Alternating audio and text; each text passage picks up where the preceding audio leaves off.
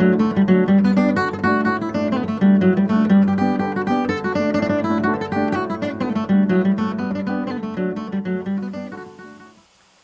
boy, sitting at his desk, was unaware that he was being watched, but two angry eyes were fixed on him, burning like red-hot coals in the damp night air.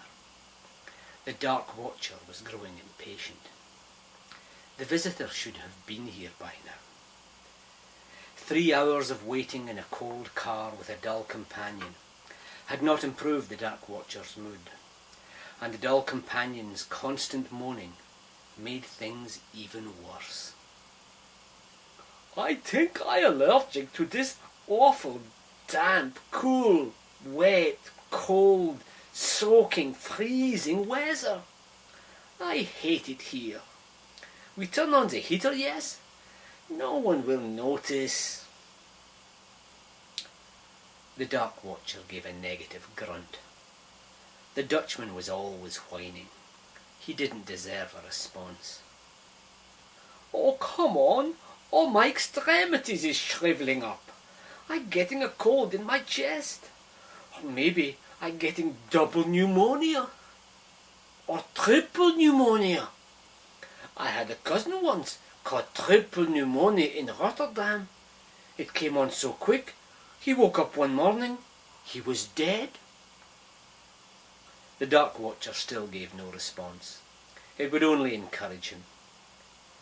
Rain started drumming quietly on the roof of the car before running off down the windows in slow, oily rivers. "Well, now we can't see nothing. How are we supposed to watch the house if we can't see nothing? Let's put on the engine, run the heater, and the windshield wipers. I like it when the windshield wipers are going. It's soothing.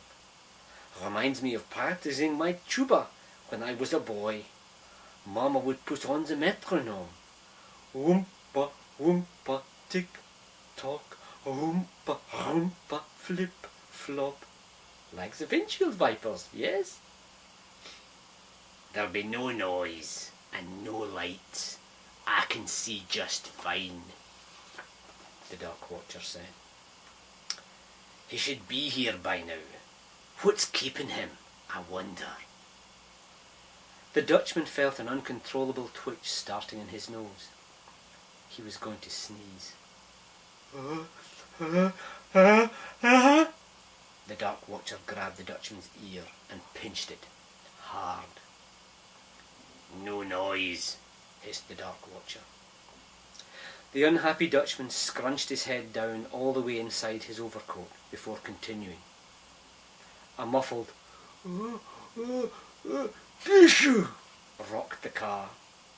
He emerged with slime over most of his face. "Oh, that is revolting! Now look what you made me do." The dark watcher turned away in disgust. The car they had chosen was large, black and expensive, with tinted glass windows. It didn't stand out as unusual here in the Magnolia neighbourhood in Seattle. There were plenty of large, black and expensive cars around here. Very few people were out and about tonight. They'd been sitting here in Perkins Lane for almost 3 hours now, and had only had 2 interruptions. A young couple had stumbled down the lane, trying to walk, hug and kiss each other all at the same time. It was enough to make the dark watcher sick to his stomach. Pathetic, happy creatures, oblivious to the world. It was a miracle they had made it to the end of the lane without tripping up and falling over. A small man emerged from the darkness, pulled by a very large white bulldog. As the bulldog walked past, it lifted its leg and peed on the front bumper of their car. "Why dogs do that, you think?" said the Dutchman. "They marking their territory or something?" The dark watcher grunted. He didn't blame the dog. Its behaviour was an appropriate comment on how their night was going. The man and dog crossed the street and stopped at the house next door to where the boy sat at his desk. Despite the freezing wind and rain, The man was wearing a skin-tight vest, shorts and running shoes. He tied the dog's leash to the gate, dropped to the ground and did 20 push-ups on the wet sidewalk. He jumped back to his feet, did 30 jumping jacks before untying the dog and bounding up the stairs and into the house. "That man is mad," said the Dutchman. "Plain, crazy, Looney Tunes bonkers, if you ask me." "I didn't ask you," said the Dark Watcher. "Look lively. Here he is at last." A taxicab pulled up in front of the boy's house.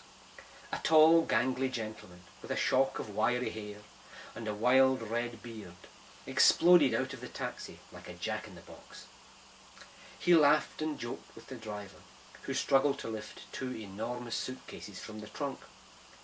The tall, gangly gentleman slapped the taxi driver on the back, stuffed cash into his hand, picked up the cases with ease, and climbed the stairs towards the boy's house. His cheerful whistling filled the night air until the door was opened and he disappeared inside. "That's good then. We can go home now, yes?" The Dark Watcher stared at the boy's house a while longer, then nodded at the Dutchman. They certainly were not going to get any more useful information by sitting here.